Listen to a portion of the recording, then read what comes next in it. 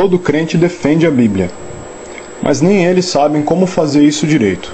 Então eles acabam se enganando e te enganando em relação a ela. É constrangimento puro. Como toda mitologia, existem coisas bonitas na Bíblia. Só que as feias são tão repugnantes e revoltantes que todo o resto fica meio dispensável. Aí a gente fica se perguntando como é que um livro desse serve de base moral para tanta gente.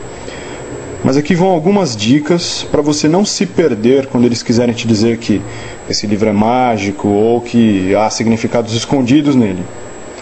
Para falar de repugnância bíblica, vamos ver Isaías e como os crentes acham que podem defender o profeta.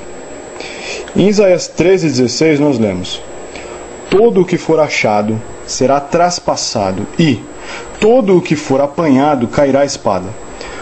As suas crianças serão despedaçadas perante os seus olhos e as suas casas serão saqueadas e a mulher de cada um estuprada. Apavorante, né? Essa é a palavra de Deus. Ele não tinha nada melhor para dizer no ouvido de Isaías? É isso que Deus reserva para algumas pessoas? Para defender esses textos, os crentes dizem isso é uma questão de exegese. Exegese diz respeito a letrinhas em destaque no texto que te levam para outro texto, dando significado para eles. É como se a Bíblia tivesse entrelaçada. Buscando esses novos textos, talvez nós entenderemos por que Deus se satisfaz com crianças despedaçadas e mulheres estupradas. Ok, a letrinha J nos leva para o texto de Naum 3:10. Vamos ver o que diz lá. Todavia, ela foi levada para o cativeiro.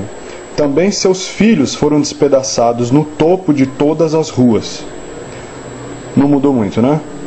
Mas aquele I indica Oséias 13, versículo 16. Samaria virá a ser deserta porque se rebelou contra Deus. Cairão pela espada, seus filhos serão despedaçados e as mulheres grávidas serão abertas pelo meio. Piorou, né? E o que a gente descobriu?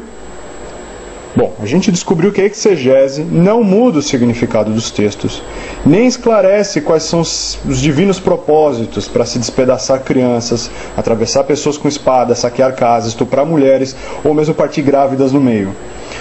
Exegese só te leva para textos onde são citadas as mesmas expressões.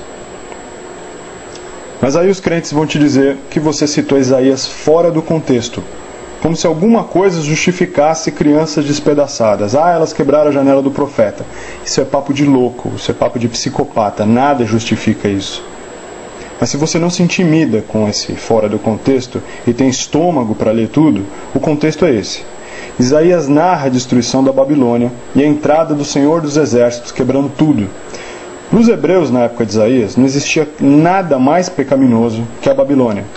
Eles eram ricos, alegres, festeiros, coloridos e, o pior de tudo, pagãos. Os hebreus obedeciam Jeová um tempão e comiam pó. Era inveja mesmo. Razão nenhuma justifica as limpezas étnicas da Bíblia.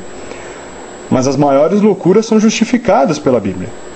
Se você encontrar alguém disposto a achar uma boa explicação para Isaías 13:16 e insistir nisso, afaste-se dessa pessoa. Vai que ela começa a pensar como Paul Hill. Conhece Paul Hill?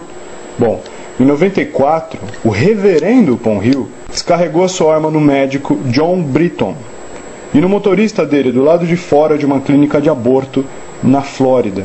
Os dois morreram na hora. A mulher de John ficou gravemente ferida. Paul Hill se entregou para a polícia e disse que tinha matado o médico para evitar que bebês inocentes fossem assassinados. Nos Estados Unidos, o aborto é legal, faz parte do planejamento familiar do país. Paul Hill foi condenado à morte, recebeu injeção letal em setembro de 2003. Antes dele ser executado, ele respondeu uma entrevista. Disse que iria matar de novo para salvar bebês e disse que estava ansioso para morrer pela causa. Antes que você trombe com um cara desses, prefira ser um pecador. Afaste-se dessas igrejas e, no meu conselho, feche a Bíblia. Essa ficção não precisa de explicação.